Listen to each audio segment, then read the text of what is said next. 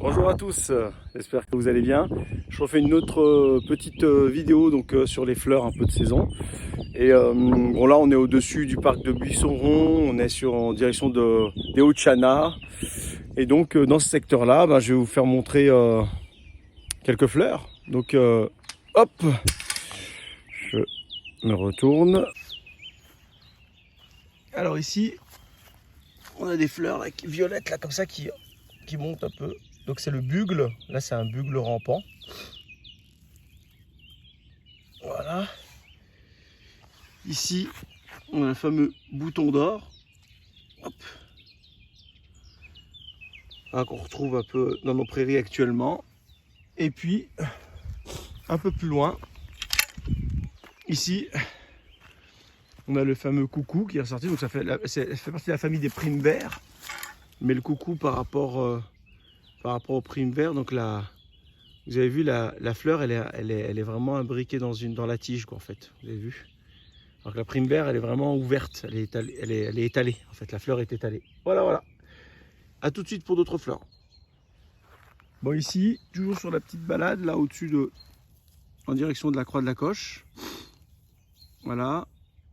Donc ici, c'est de l'arabette tourette.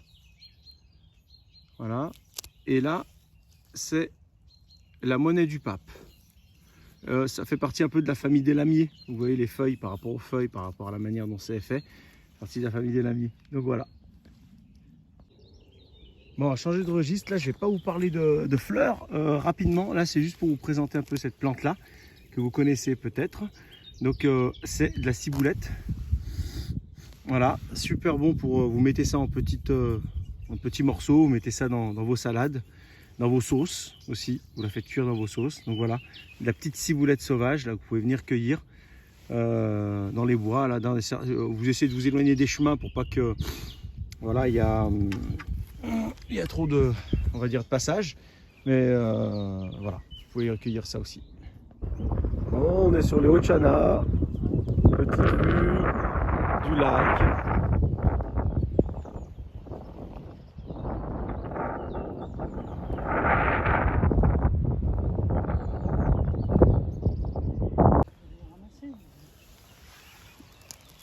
Voilà, ici on a une orchidée. Elle a commencé à s'ouvrir, parce qu'à côté on en a une qui est encore en bourgeon. Voilà. Je vais en profiter aussi pour vous présenter l'ail des ours. Ça ressemble un peu aux feuilles de muguet en fait, comme ça. Voilà, vous avez la fleur, elle est là encore en bourgeon. Donc après ça fait plein de petits, ça fait des petites fleurs en fait. Voilà, et puis ça se mange en fait. Vous pouvez couper en petits morceaux. Vous le mettez dans une petite salade de tomates, c'est super bon avec un petit filet d'huile d'olive. Et sinon, vous pouvez faire du pesto aussi avec. Voilà. Bon, vous avez reconnu, hein. Ça, c'est les fraises des bois, donc c'est la fleur. Hop, donc on n'a pas encore... elles sont en période de fleur, là, elles sont en période de floraison, donc voilà. Et puis, dans un mois et demi, hein, et on dégustera tout ça. Alors rapidement ici donc voilà il y a de la carotte sauvage. Voilà. Alors la carotte sauvage, comment vous pouvez la manger en fait, c'est simple. Il faut aller chercher vraiment à la base. Donc à la base la tige. Hop.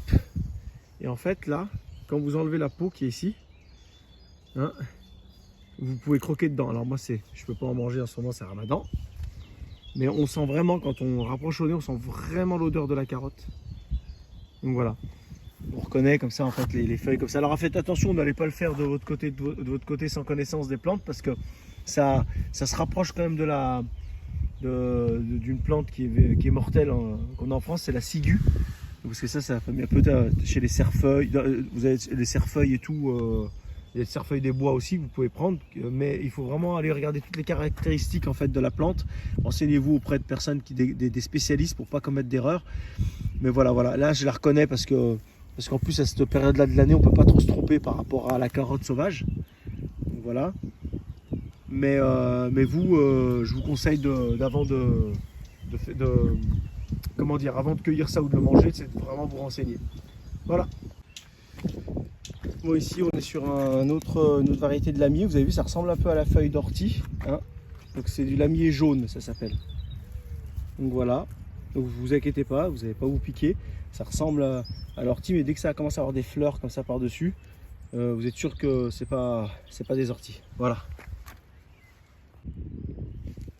Et là, on a pareil une autre plante qui ressemble un peu à l'ortie, ça s'appelle l'alière. Voilà. Vous avez vu? Pareil, vous ne risquez pas de vous piquer avec ça. Bon, ici, des belles pervenches. Voilà. Alors voici pour cette petite matinée de balade, donc des découvertes des fleurs de saison. Voilà, quand il y en aura d'autres qui repousseront, donc je vous referai une autre vidéo. J'espère que cette vidéo vous aura plu. Après, comme je vous disais, je ne peux pas aller plus loin sur les propriétés des plantes parce que pour l'instant, je ne les connais pas trop. Je suis encore en train de les étudier un petit peu. Donc là, pour l'instant, je suis plus dans l'apprentissage, un peu de les reconnaître un peu dans les bois. Et bien sûr, quand j'aurai un peu plus d'éléments dans ce domaine-là, ben, je partagerai avec vous mon expérience. Mais sinon, vous n'hésitez pas à aller sur d'autres chaînes, en fait, d'autres personnes qui sont spécialistes dans le domaine et qui sont très compétents pour pouvoir vous donner plus d'informations sur les plantes. Voilà, j'espère que cette vidéo vous aura plu et je vais continuer à partager avec vous un peu tout l'ensemble de le printemps et de l'été, donc ces différentes fleurs qu'on peut rencontrer en se promenant.